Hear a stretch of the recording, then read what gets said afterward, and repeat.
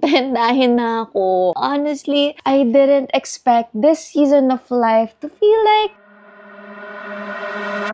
starting over. Akala ko pag 30 ka na, bestie, dapat sure ka na sa lahat. Sa career, sa path mo, sa buhay mo. Pero bakit parang ngayon ko lang talagang nakikilala yung sarili ko? Looking back, my 20s were about exploration.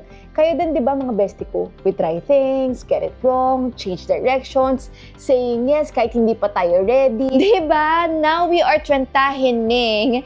We are realizing that this season is about direksyon naman. Correct? Mas klaro na kung anong ayaw natin, mas klaro na kung saan tayo napapagod, mas klaro na kung anong klaseng buhay ang gusto nating buuin. And with that clarity, mga bestie ko, minsan kailangan na din talagang mag-reset. Some of us are rethinking our careers, some are starting businesses or side hustles. Starting over in our 30s feels scary kasi akala natin dapat tapos na tayo sa phase na to. But bestie ko ha, we are not starting from zero.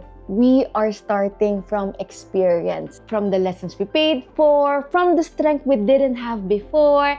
Yung mga pinagdadaanan natin, bestie, hindi yan sayang. Sila yung dahilan kung bakit mas malinaw na tayo ngayon. So if you feel like you are reinventing yourself at 30, hindi ka po nag-iisa. We are not falling behind. We are just choosing differently.